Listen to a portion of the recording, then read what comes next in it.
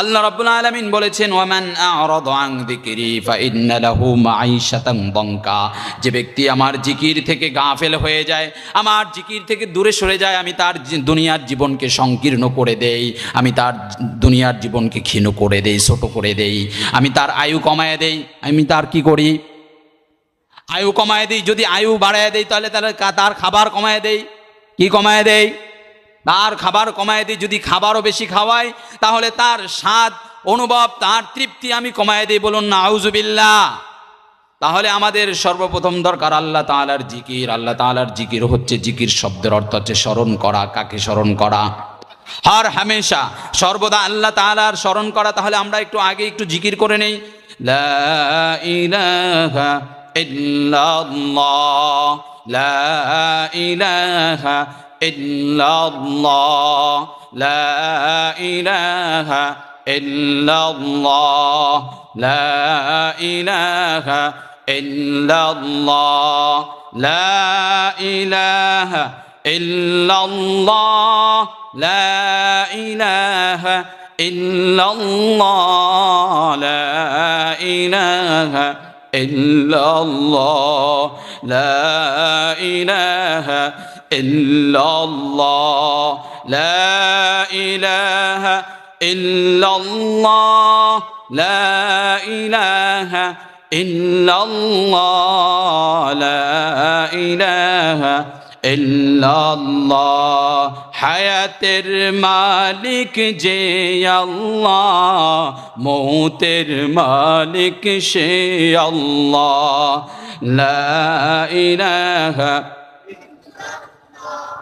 লা ইলাহা, একটু আওয়াজ দিয়ে বলি, লা ইলাহা, লা ইলাহা ইল্লাল্লাহ, লা ইলাহা ইল্লাল্লাহ।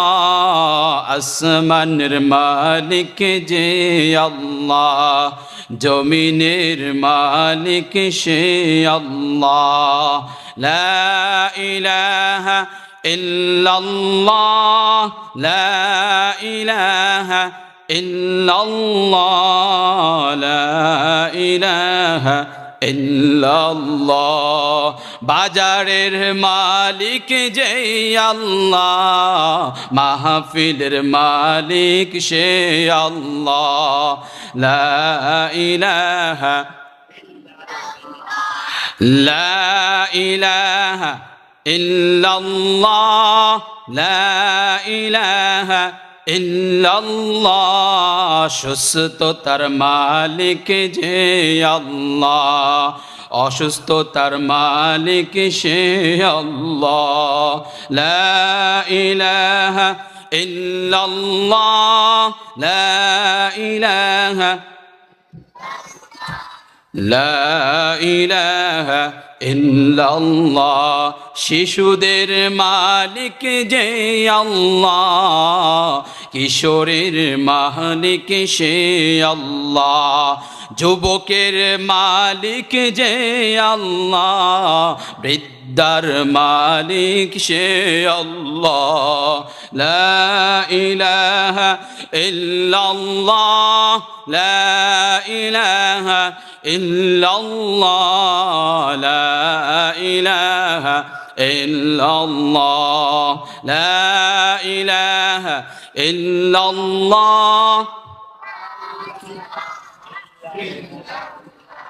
গাছপালার মালিক যে আল্লাহ, নদী নালার মালিক সে আল্লাহ।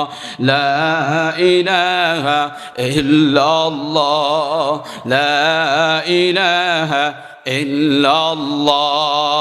বিপদের মালিক যে আল্লাহ, আপদের মালিক সে আল্লাহ। লা ইলাহা,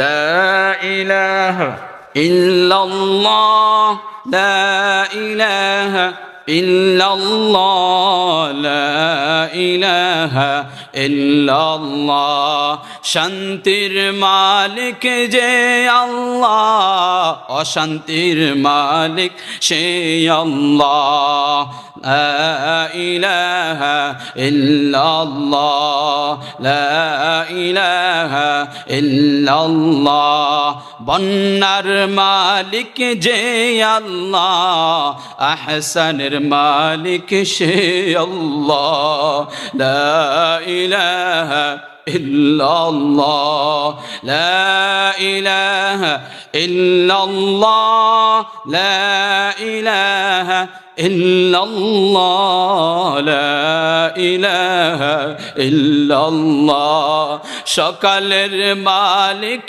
যে আল্লাহ সন্ধ্যার মালিক সে আল্লাহ লা ইলাহা لا إله إلا الله لا إله إلا الله সময়ের মালিক যে আল্লাহ অসময়ের মালিক সে আল্লাহ লা ইলাহা ইল্লাল্লাহ লা ইলাহা ইল্লাল্লাহ লা ইলাহা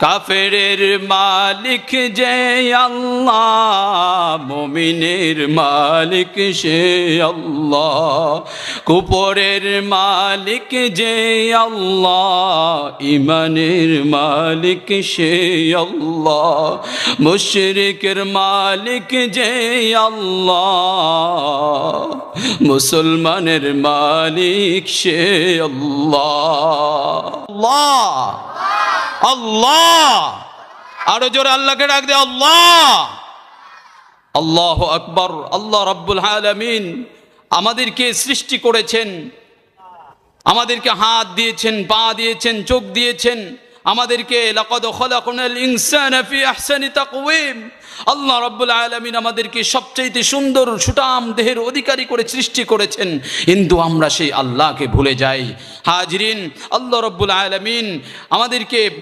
সুন্দর করে শোনাচ্ছেন ওয়ামান আ'রাদা আন যিকরি ফাইন্না লাহু মাঈশাতান দানকা যে ব্যক্তি আল্লাহর জিকির থেকে গাফেল হয়ে যায় আল্লাহর জিকির থেকে মুখ ফিরিয়ে নেয় তার দুনিয়ার জীবন হবে সংকীর্ণ আমরা শুনেছি